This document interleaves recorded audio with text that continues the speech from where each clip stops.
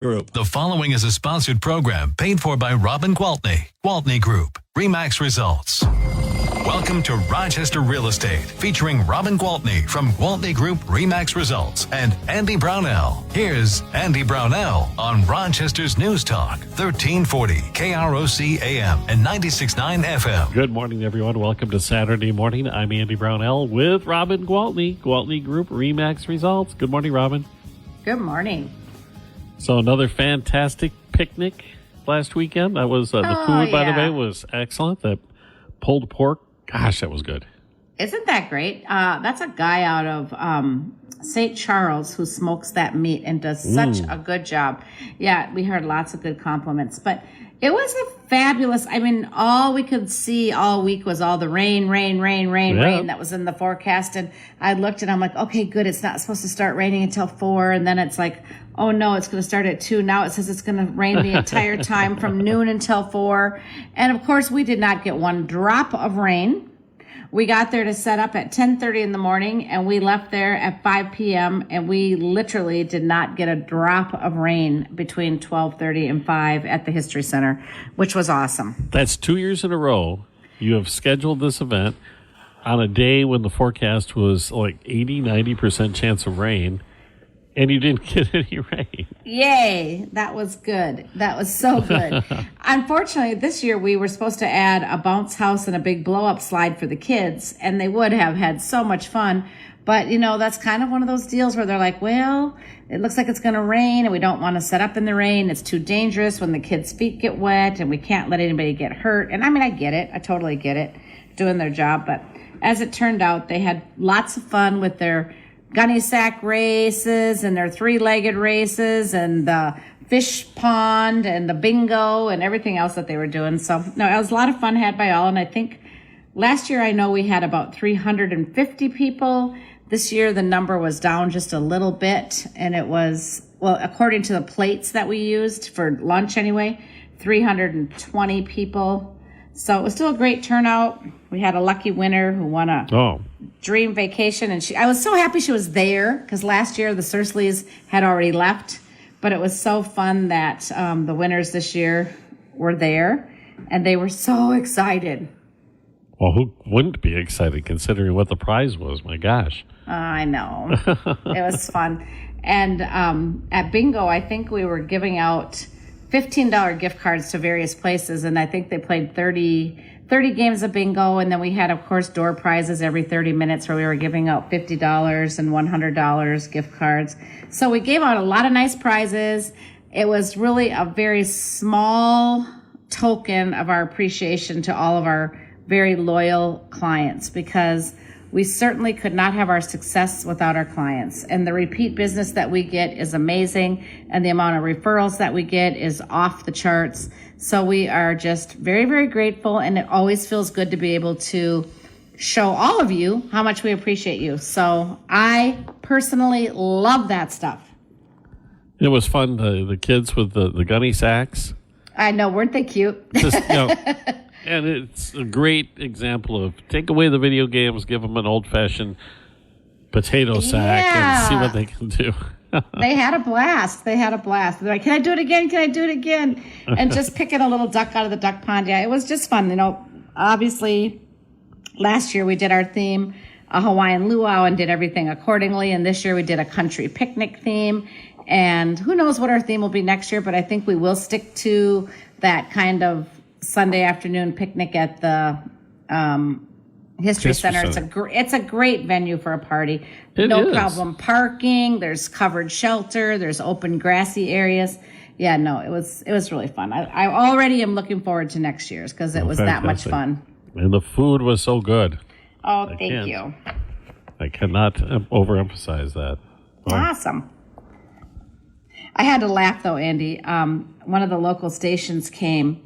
CBS, I think, and he was a nice young kid, the reporter, and he reached out to me and said, I hear you're doing a client party. Can I come and shoot it? And I'm like, yeah, thank you. That's awesome.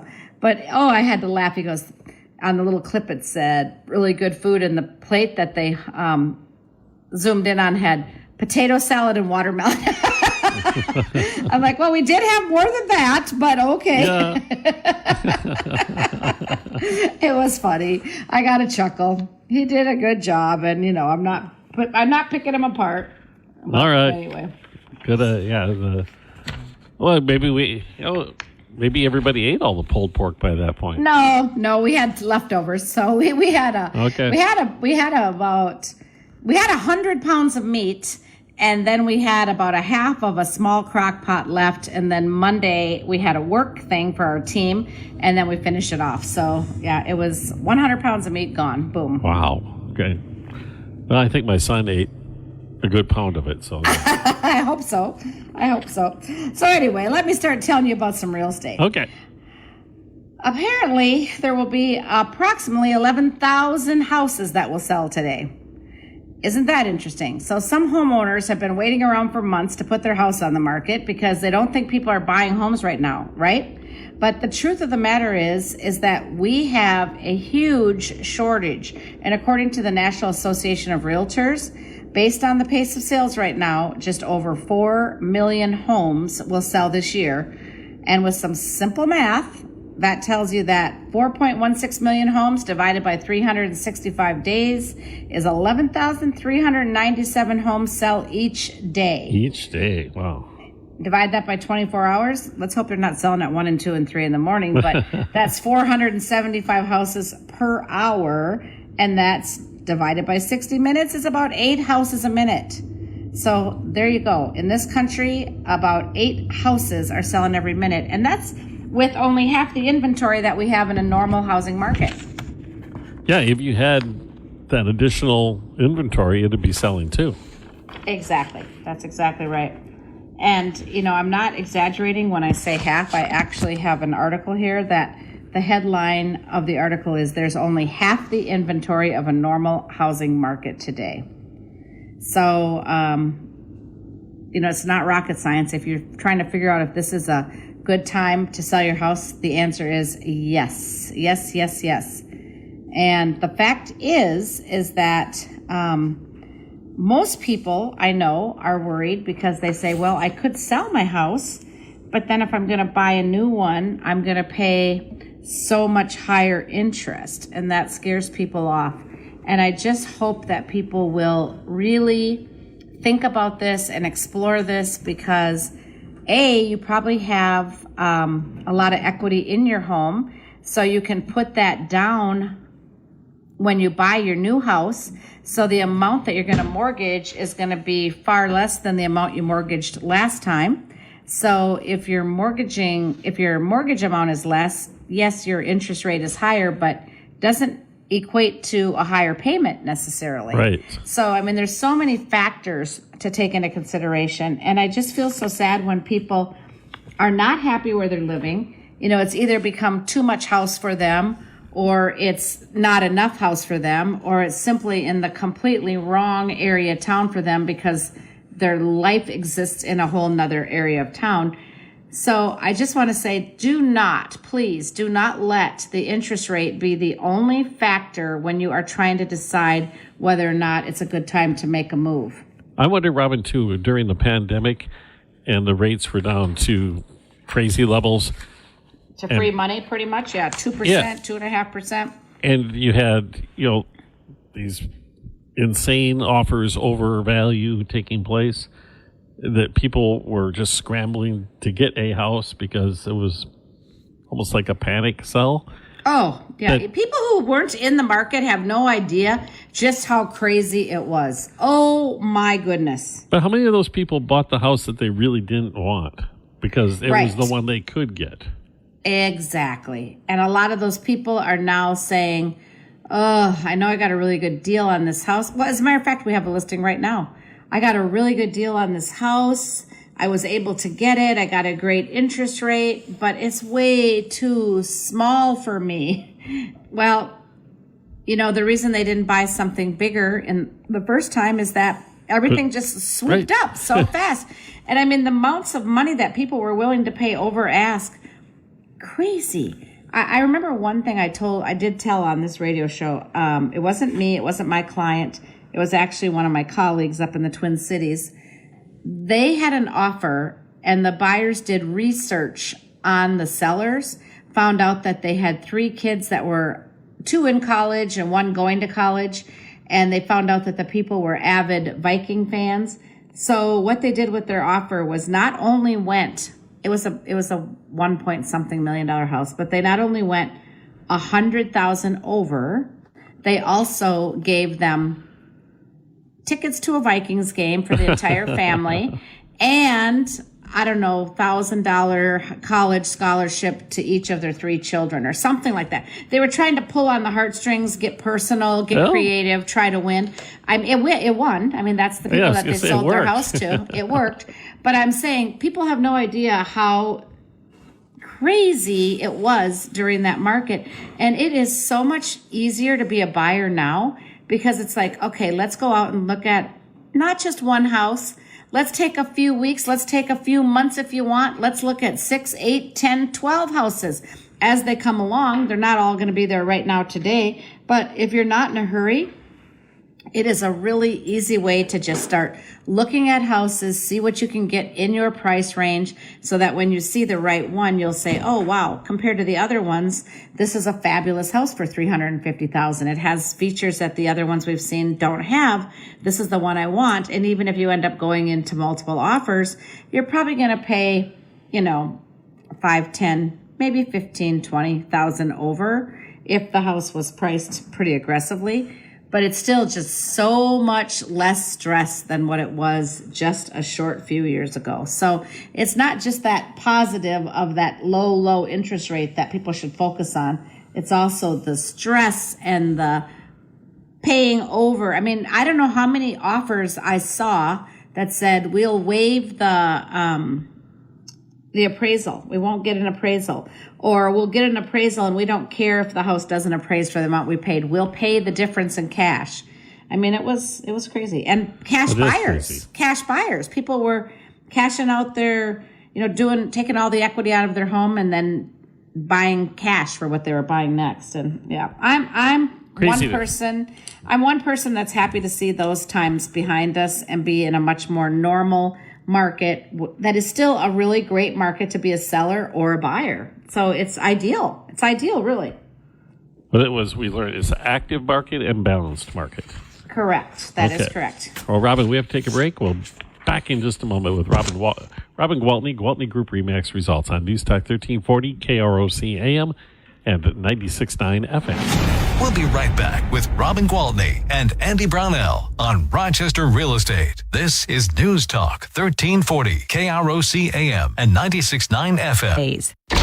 Welcome to Real Estate with Robin Gwaltney from Gwaltney Group RE/MAX Results and Andy Brownell on Rochester's News Talk 1340 KROC AM and 96.9 FM. Welcome back. News Talk 1340 KROC AM and 96.9 FM. Robin Gwaltney with Gwaltney Group RE/MAX Results. And what is the saying you always had? Don't marry the rate. Right. No, you marry the house and date the rate. There it is. Yeah, marry the house and date the rate. Find the house you want, choose it, commit to that house, get an offer accepted, and take the rate that is available. And then when a better one comes along, you'll ditch that rate and take the new one. So there you go. All right, go ahead. I was going to say, aren't some of these mortgages, isn't it possible to have one that allows you like one free refi? Yep, you're absolutely right. Yep, well, you don't even have to pay. Yeah, yep. And so it's not even, refi isn't the word they use. Restructure or something, yeah. So if the rates drop within a certain time frame, they'll just drop it automatically and doesn't even cost you anything to do it. So well, there you go. Yeah, there's a lot of things about mortgages that people don't understand. Even if they think they do, they don't. I mean, I've been telling people that I've had some clients recently lock in 5.75%, 30-year fixed mortgage. They're like, no way. I'm like, well, I can promise you, call Home Federal, talk to Amanda, see what she can do for you. I mean, honestly, there are great products out there. There's a lot of good lenders that I have a great relationship with. And people just don't understand that there are there are buy downs and there's just things. I'm not going to pretend to be a mortgage expert. I know a lot about them, but that's not my expertise. Houses are. So I will say I know this. I want to make sure that every buyer that I am working with is aligned with a very qualified lender, because it is going to make such a big difference in the transaction to just have somebody who can just get you through it. I actually had referred one of my clients recently to a lender, and she just met with her for the first time. And I sent her a little text message, and I said something about how is it? How did it go? How do you like her? And she's like, oh my gosh, I love her. And she's going to make this so easy for me. And I'm so happy I met you both. And thank you so much.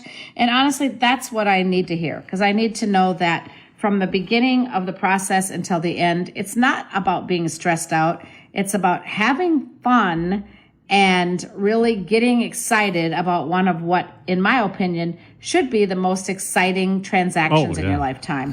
So, yeah, let us take the stress away. That's my ask. There you go. That should be the slogan. Let us take the stress away. Let us take the stress away. And I have to say, I'm going to give a shout out to one of our listeners. Her name is Lindy. And Lindy called me this week and she said, my mother has a farm to sell in Michigan. And I listen to you all the time. And by the way, I love listening to your show. And thank you for that, Lindy. But she said, I know you have mentioned that you can help me sell properties even if they're out of state. And so I was wondering if you could do that.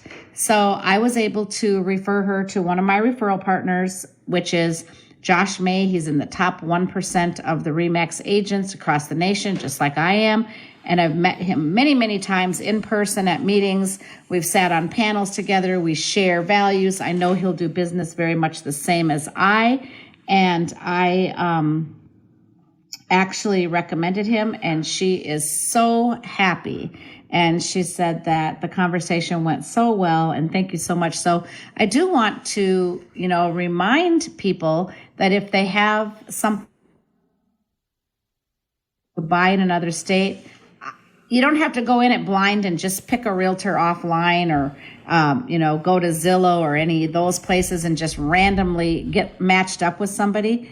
I'm happy to use my connections and connect you directly to a very, great agent who's qualified and will take good care of you. So if that's anything I can do, let me know. And I can attest to that because you did exactly that with my daughter.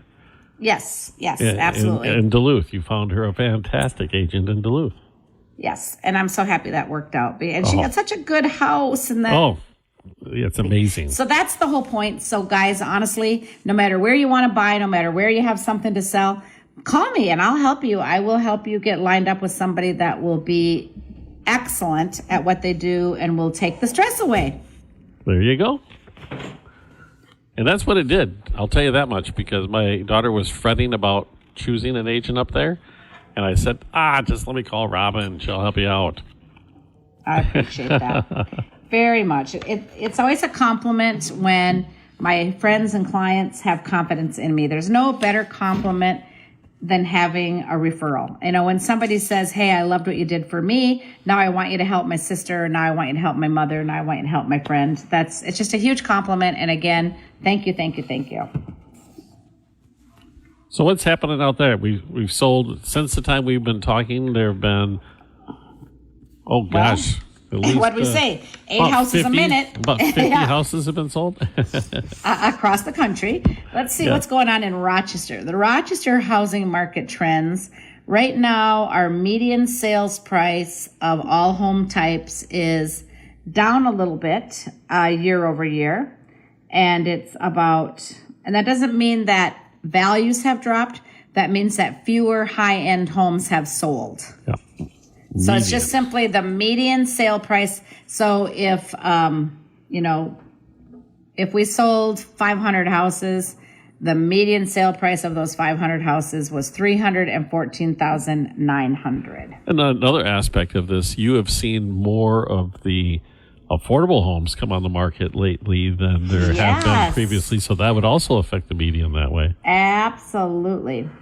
So here's a little thing. It says our median sale price, like I said, has dropped 0.6% year over year, and it's currently $314,900. But if I ask you here, how hot is the Rochester housing market? The Rochester housing market is very competitive, and homes are selling in 10 days, and very competitive, 84 on a score of 1 to 100. And the sale to list price is actually up 0.8% and over June of 2023. And we are selling houses on average for 101.2% of what we're pricing them at. So selling them for what we're asking or a little above, selling them for 10 days at that $314,900 price. Okay? Yeah, that's a very healthy market. Very healthy market. So that's local. And then I can give you a little housing market forecast, kind of a general overall for the remainder of 2023. Okay. Okay? All right.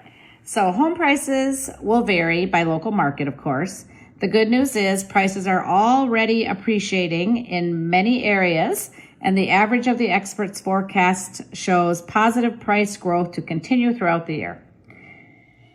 So that doesn't sound great if you're a buyer. Maybe that prices are going up. But prices going up, if you look at the whole picture, is indicative of the economy being stronger, which is in turn going to force interest rates back down. Okay? And people have more confidence as well. More confidence for sure. So the forecasts from different entities, okay, from Fannie Mae. Fannie Mae is predicting home prices to raise 3.9%. National Association of Realtors is predicting 0.4%, and Realtor.com 0.6%. So they're definitely more conservative. Average of all forecasts are saying prices are up about 0.9%. So just about 1% higher than, which is healthy. It's not 11% higher, 13% higher. It's just slow growth, right? And I think I'm not going to pretend to be an expert. I have a gut feeling that they're being a bit conservative on that. I agree. And so here we're talking about what the experts are predicting for interest rates. Q3 for 2023, 6.63. Q4 for 2023, 6.27. So, going down, which is great. So while our low inventory continues to be a challenge in the housing market, experts project that 5 million homes will still sell the remainder of the year. So that pace is definitely going to pick up if the rates come back down, because if the rates come back down, more and more houses are going to hit the market, because those people who are living in a house that's not perfect for them and would like to make the move are going to be more apt to do it. So the overall housing market forecast is good market. Makes me very happy, lady. Okay. We're going to take a break. We'll return and chat some more with Robin Gwaltney, Gwaltney Group-RE Results on News Talk 1340, KROC AM and 96.9 FM. We'll be right back with Robin Gwaltney and Andy Brownell on Rochester Real Estate. This is News Talk 1340, KROC AM and 96.9 FM. Rochester Real Estate with Robin Gwaltney from Gwaltney Group-RE Results and Andy Brownell on Rochester's News Talk 1340, KROC AM and 96.9 FM. Welcome back, everyone. Robin Gwaltney, Gwaltney Group-RE Results. And you mentioned, Robin, earlier that a bunch of us have a lot of home equity where we paid off sizable amounts of loans, and some of us enjoy actually owning our homes outright. Do you have any data or information on how people are using that equity? I do, and I could actually even tell you that according to an Equity Insights report from CoreLogic, the average homeowner has more than $274,000 in equity. So that's a pretty good chunk of change, more than $250,000. So that's why when people say, oh, do we have the same housing crash coming? People, back in those days when the housing went to heck and people couldn't sell their house because they have to bring a check to pay to sell, those days are gone. If people are getting into a tight place now and they can't afford their home, they simply sell it, take their equity and move back to mom and dad's basement or go and rent a place or, whatever it's going to be. So no, $274,000 average equity per homeowner. So how are we seeing people use that? I told you before that a lot of people will take an equity loan to purchase. So they'll actually take out their equity and say, okay, we're now a cash buyer. Of course, they might be combining it with some other money that they have in savings or whatever. And then once they buy that new house, they then turn around and pay off that equity loan. So then they have, then they could do a mortgage. They can get it set up for the interest rates they want. So again, very creative way to use your equity is to use it in some financing or just reinvest in your current home. If you think, well, I'm going to stay here because I do love my interest rate that I'm locked in, take some of that equity out and build on or remodel, make it so that it is the house you love to live in. So that's something that we're seeing. And then, of course, you can always pursue personal ambitions. Sometimes people will use that equity to start up a business. I think it's important to understand your options. But if you were asking me for advice, I would tell you, leave that equity alone if you can, because like I always say, it's nice to treat your house like the bank account that you live in. So if you have money in your bank account, it's a more appealing bank account than if you don't. So, if you can avoid taking out that, what I wouldn't want you to do is take it out and buy a boat or buy a car or take a trip. But, there are certain things that I personally wouldn't recommend. But I was gonna get you to react the way you just reacted by suggesting that I buy a Corvette. And, No. You beat me to it. That house, keep in mind, that house is the bank account you live in. So enjoy it. All right. Speaking of houses, before we run out of time here, I have a few new listings that I would like to shout out. Okay? Yeah. We have one over in Byron, 529 2nd Avenue, Southwest Byron.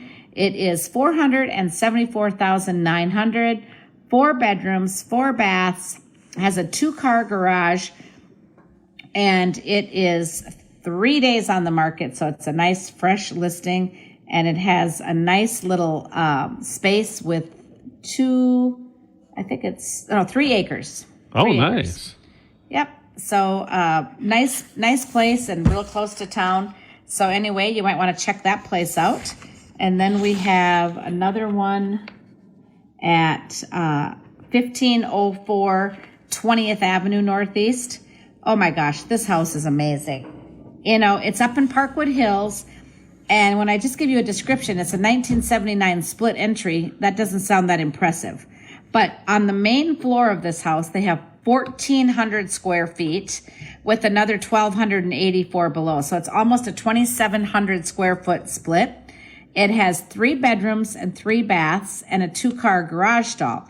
Now, it's similar to a tuck under, but the garage protrudes out a little bit, so not much of the house is above the garage. But if you come into the garage, there's double doors that you can open up, and then you could drive like your Corvette, Andy, into that into that 3rd stall. These folks have finished it off with the nice Polytech floor, and it's a workshop. This house might be, and I'm not exaggerating, one of the cleanest, most meticulous houses that I've listed in a very, very long time. These folks are retired. They have owned this home, I believe, the entire time. I'm not 100% sure on that, but I will say that they've completely remodeled it. I think he told me he did about a $200,000 remodel about 10 years ago. So you don't want to miss this one. Very, very nice house.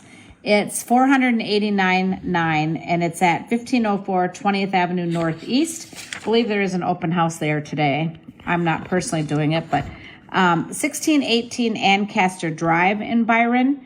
We just have a lot. So if you're hoping to live out in Summerby rather, on Ancaster Drive, we've got a lot for $89.9 and you can build your dream home.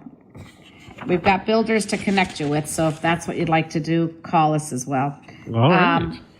I have one more. 2110 19th Street, Northwest Rochester. A 3-bed, 3-bath, 2-car garage, $264.9. Cute little house that's going to sell quickly. That's it. Those are my new listings. Fantastic. Well, you have a great weekend. Hopefully you can be rested after being so busy last weekend with the appreciation party, Robin. Yeah, thank you very much. These summer weekends are coming to a close, so we got to enjoy them while they last. It's getting dark at 8 o'clock. Oh, my gosh. I know. All right. Well, we'll talk to you next Saturday then, Robin. Thank you. Sounds good. That's Robin Gwaltney, Gwaltney Group RE/MAX Results on News Talk 1340 KROC AM and 96.